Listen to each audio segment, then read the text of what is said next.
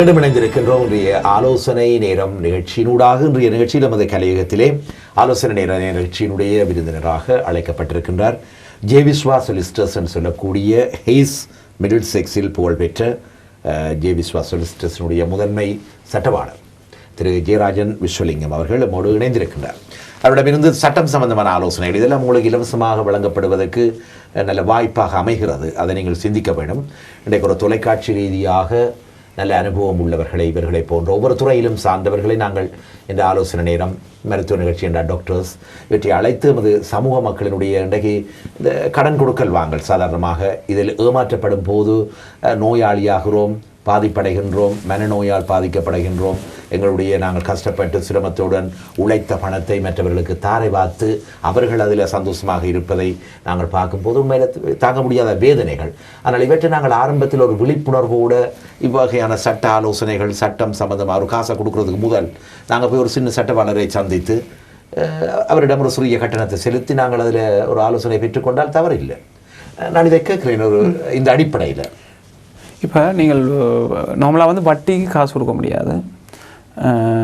என்ன சொன்னால் அது நீங்கள் ரெகுலேட்டட் பண்ணப்பட்ட இதற்கான 1 ஒரு ஆள் கடன் கொடுக்கலாம். நீங்கள் 1 கொடுக்கலாம். வந்து அதில் வந்து அந்த கன்சியூமர் கிரெடிட் ஆக்ட் அதில் வந்து இடம் இருக்குது. 1 ஒரு ஆள் கடன் கொடுக்குறதும் அதை ரெஜிஸ்டர் பண்ணுறதும். ஆனால் அதை சும்மா கொடுக்கும்போதும் அந்த பிரச்சனை. இப்போ ஒரு ப்ராப்பர்ட்டியில் ஒரு சார்ஜோ அல்லது பொருளை வச்சு கொண்டு கொடுக்குறதோ அப்படின்றும் போது செக்யூராக இருக்கும். நீங்கள் தொடர்ந்து செய்ய முடியாது.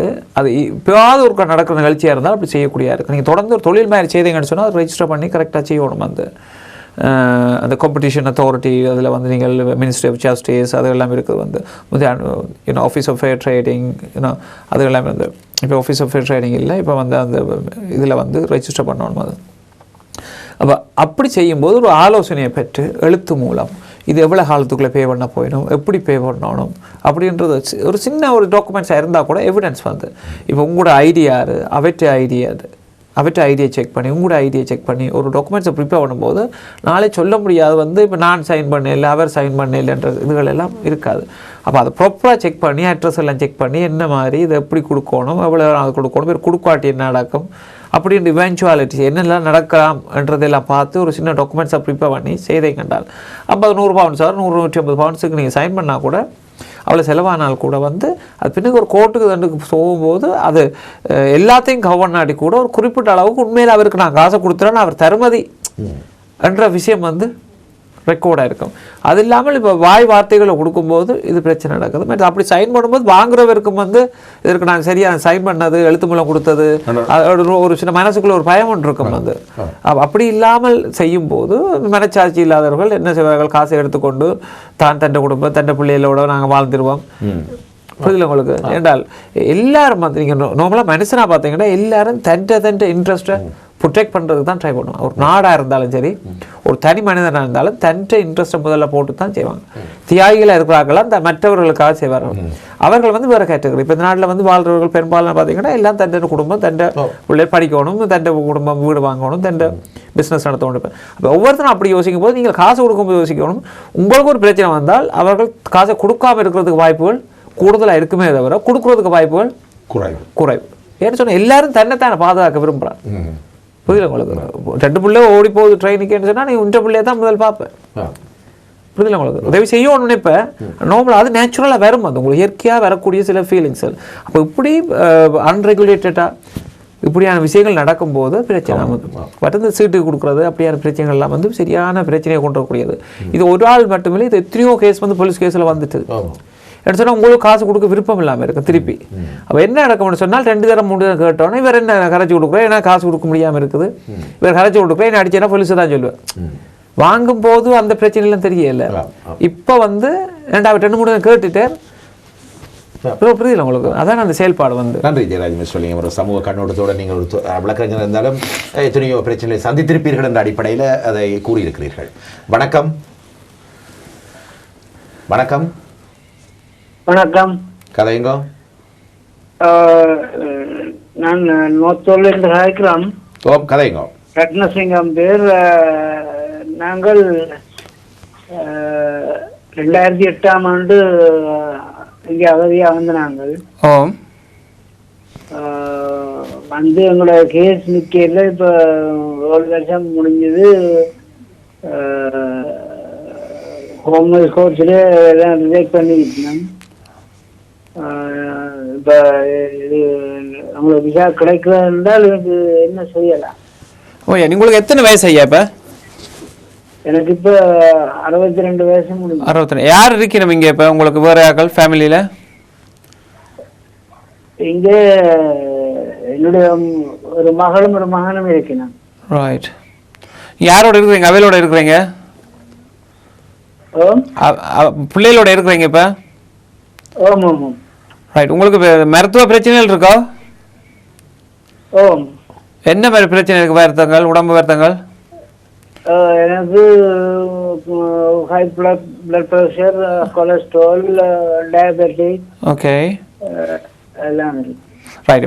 இப்போ நார்மலாக வந்து ஐயா இப்போ அகதி அந்தஸ்து கேட்டுருக்கீங்க. முதல்ல விசிட்டராக வந்துட்டு கேட்டீங்களோ? இந்த நாட்டை விசிட் பண்ண வந்துட்டு அகதி அந்தஸ்து கேட்டீங்களா? இல்லை, நாங்கள் விரைவில் வரும்பொழுது எங்களோட விசா பிள்ளையாண்டு சொல்லி அப்போலேயே பிடிச்சிட்டாங்க. ரைட். என்ன விசால வந்த நீங்கள் இப்போ? நாங்கள் விசேஷ விசா தான் பண்ணாங்க. உங்களோட பேர்லாம் வந்த நீங்கள்? உங்களோட பேர்ல வந்த நீங்க அகதி இங்க வரும்போது விசிட்டர் உங்களோட போன் பாஸ்போர்ட்ல வந்த நீங்க? ஆமாம் ஆமாம். அப்ப விசா சரியில்லைன்ற என்ன அர்த்தம்? அதுக்கு என்ன அர்த்தத்தில் சொல்றீங்க சரியில்லைன்னு? அது விசா அது இந்த என்ன பொய் விசான்னு சொல்லி தான் புலிவாட்டது. ஆனா உண்மையில நீங்க எம்பசியில கொடுக்கப்பட்ட விசா தானே அது? உங்களுக்கு அது அதுதான் அது ஏஜென்சியார வந்து நாங்கள் வந்து ரைட் ஏர்போர்ட்ல புலிவாட்ட அப்புறம் அங்கே சேலம் அடிச்சாரு. ரைட். ஆனால் வந்து நீங்க என்ன காரணம் சொன்னீங்க? உங்களோட பிரச்சனை நாங்கள் நாட்டில் உங்களுக்கு தனிப்பட்ட பிரச்சனைன்னு சொன்னீங்களா, நாட்டில் இருக்கிற பிரச்சனை சொன்னீங்களா? இல்லை, நாட்டில் எனக்கு முத்த மகனதால் இதுல இருந்தார் இயக்கத்தோட சப்போர்ட்டா இருந்தவர். அந்த பிரச்சனையால எங்களுக்கு அங்க இருக்க முடியாத காரணத்தினால நாங்க விழித்து வந்தோம். ஆனால் நம்பையில் வந்து அப்படி ஒரு பிரச்சனை உங்களுக்கு இருக்கிறதா? அது நம்பையில் ஃப்ரெஷ் கிளைம்னு போட்டீங்களா? திரும்ப ஏதாவது எவிடன்ஸ் எடுத்து போட்டீங்களா அந்த சப்போர்ட் பண்றதுக்கு? ஃப்ரெஷ் கிளைம்னு சொல்லி இல்லை, இப்போ உங்களோட ஃபேமிலி ஆக்கள் இருக்கிறதெல்லாம் சொல்லி ஒரு கிளைம் போட்டீங்களா? திரும்ப உங்களோட மகன் இருக்கிறாரு, மகள் இங்க அவர் நேஷனாலிட்டி, அதுக்கெல்லாம் போட்டு அதெல்லாம் சேர்த்து அப்ளிகேஷன் போட்டீங்க. திரும்ப ஏதாவது அப்ளிகேஷன் போட்டீங்களா? அதுவும் ரிஃப்யூஸா? அது ஹோம்ஸ் கோர்ட்ஸ்ல விசாரிக்கல, மகள் எல்லாம் கூப்பிட்டு விசாரிக்கல, உங்களை மட்டும்தான் என்ன மட்டும்தான் கூப்பிட்டு. திரும்ப ஏதாவது போட்டீங்களான்னு கேட்டேன். திரும்ப அப்ளிகேஷன் போட்டீங்க? திரும்ப போட்டீங்களா? முதல் ரிஃப்யூசல் பிறகு போட்டீங்க? அப்ப ரெண்டு பேரும் அவ டிபெண்ட் சொல்லி போட்டு அவங்கள விசாரணை இல்லை, விசாரணை எனக்கு மட்டும்தான் விசாரணை. ரைட். இப்போ என்னடையா வந்து இப்போ நான் இப்போ விசா கிடைக்கிறதுக்கு ஏதாவது செய்யலாமா? இல்லை, அதான் நான் ஃப்ரெஷ் கிளைமே தான் போட முடியுமாட்டான்னு கேட்டேன். உங்களுக்கு புதுசாக ஏதாவது இல்லாத இப்போ உங்களோட மெடிக்கல் இதுகளுக்கெல்லாம் ரிப்போர்ட் எடுத்து உங்களுக்கு ஸ்ட்ரெஸ்களில் அப்படி இதுகளில் இருக்கிறீங்கன்னு சொன்னால், சைக்காட்ரிக் எதாவது பிரச்சனைகள் இருக்கான்னு சொன்னால் அந்த ரிப்போர்ட்டில் எடுத்து அங்கே ஊரில் இருக்க முடியாதுன்னு சொன்னால் ஊரில் ஏன் போய் இருக்க முடியாதுன்றதுக்காக இந்த மெடிக்கல் கண்டிஷன்ஸ் இப்போ இங்கே சொன்ன வருத்தத்துக்கெல்லாம் அந்த நாட்டில் ட்ரீட்மெண்ட் இருக்கு ஐயா. இப்போ பிள்ளைகள் ஸ்பான்சர் பண்ணுறேன்னு சொன்னால் கூட அவே சொல்லி நம்ம வந்து உங்களோட பிள்ளைகள் வந்து அங்கே காசு அனுப்பி அங்கே உங்களை ட்ரீட்மெண்ட் கொடுக்கலாம், எல்லாம் செய்யலாம், இந்த நாட்டில் இருக்கணுன்ற அவசியம் இல்லை, நீங்கள் வந்து அப்படி என்று சொல்லி ஒரு இதாக சொல்லுவேன் நம்ம வந்து. அதால நான் உங்களோட மெடிக்கல் கண்டிஷன் உங்களோட ஃபேமிலி அமைப்புகளை பற்றி கேட்டேன். என்னுடைய ஸ்டேட்மெண்ட்ல நான் சொல்லி எனக்கு அங்க இருக்க முடியாது, நான் என்னுடைய வீடு வாசல் எல்லாம் விற்று தான் விற்று போட்டு ஏஜென்சி கொடுத்து தான் இங்கே வந்தேன்னு சொல்லியிருக்கேன். ஓமையா அது சரி. இப்போ அவையில் இப்போ உங்களுக்கு ஒரே ஒரு வழி வந்து பிள்ளைகள் ஸ்பான்சர் பண்ணுற ரூட்லேயே தான் இருக்குன்னு பார்க்குறது தான் இது பார்த்தது. ஆனால் வந்து இப்போ உங்களோட medical condition is not that bad ஐயா. வந்து உங்களோட ஏஜ் வந்து உங்களுக்கு இருக்கிற பிளட் ப்ரெஷர் அதெல்லாம் வந்து இப்போ நார்மலாக ஹோம் ஆஃபீஸர் கேட்டால் அவை சொல்லுவீங்கன்னா இதெல்லாம் அங்கேயே ட்ரீட்மெண்ட் இருக்குது, நீங்கள் அங்கே போயிருந்து ட்ரீட் பண்ணலாம். மற்றது வந்து இப்போ இருக்கிற சட்டப்படி வந்து இப்போ எல்டர்லி டிபெண்டன்ட் வந்து இங்கே ரினியூ பண்ணுறது கொஞ்சம் கஷ்டமாக இருக்கும் ஐயா. இவருடைய வயது இதுக்கு ஒரு பெரிய காரணமா இல்லையா? 62. இப்போ பென்ஷன் ஏஜ் வந்து 62 65 தான் நார்மலா. இப்போ அது ஒரு எல்டர்லி டிபெண்டன்ஸ். மற்றது இப்போ டெர்மினல் இல்னஸ் வந்து இப்போ ஹை பிளட் ப்ரெஷர் இருக்குது, ஆனால் இதய பிரச்சனைகள், இதயத்தில் அறுவை சிகிச்சை செய்யப்பட்டது அல்லது நடக்க முடியாது, இல்லை சைக்காட்ரிக் மென்டலான பிரச்சனைகள் இருக்குது, அது வந்து ஊரில் போனால் என்ன வேர்ஸாக வர்றதுக்கு வாய்ப்பு இருக்குது. அதாலேன்னு சொல்லி இப்போ அங்கே ஸ்ரீலங்காலே மெடிக்கல் ரிப்போர்ட் எடுக்கணும். அப்படி சூழல் இருந்தால் ஸ்ரீலங்காலையும் அதுக்குரிய ரிப்போர்ட் எடுத்து அங்கே ட்ரீட்மெண்ட் இப்படி இருக்குதா இல்லையான்றதை எடுத்து இல்லைன்னு சொன்னால் தான் இது இங்கே அப்ளிகேஷனை சப்போர்ட் பண்ணும். அதே மாதிரி இங்கே ஒரு சைக்காட்ரிக் ரிப்போர்ட் ஒரு இதை எடுத்து இவருடைய ஜிபின்னு ரிப்போர்ட்லாம் எடுத்து அதெல்லாம் சப்போர்ட் பண்ணி இவர் பிள்ளையோடான் இருக்கணும் அப்படின்ற ஒரு அமைப்புக்கு வந்தால் தான் அவ இருக்க முடியும். தவிர இவன் எங்கேயும் இருக்கலாம்ன்ற சூழல் வந்துச்சுன்னா, நாட்டில் போய் இருக்கலாம்னு சூழல் வந்துச்சுன்னா ஹோம் ஆஃபீஸ் சிம்பிளாக வந்து சொல்லும், உங்களுக்கு எல்லாம் இங்கே இருக்கிற அரைவாசி பேருக்கு இந்த வருத்தங்கள் இருக்குன்னு சொல்லுவாங்க சிம்பிளாக. புரியுதுல உங்களுக்கு பிளட் ப்ரெஷர் அதில் பிரச்சனை எத்தனை பேர் இருக்குது, எல்லாருக்கும் நாங்கள் தங்கப்பட முடியாத சூழலில் கொண்டு வரணும்.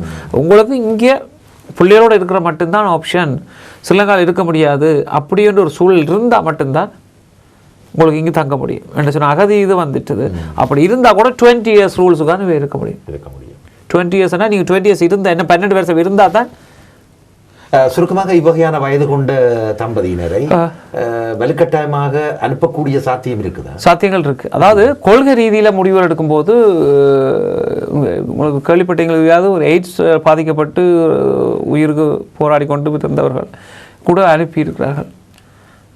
என்னென்னு சொன்னால் அந்த பிறந்துட்டு வந்து ஆப்பிரிக்காவில் போய் என்ன சொல்லுவாங்க, அந்த கொள்கை ரீதியாக அதை செய்யணும் என்றால் செய்வார்கள்.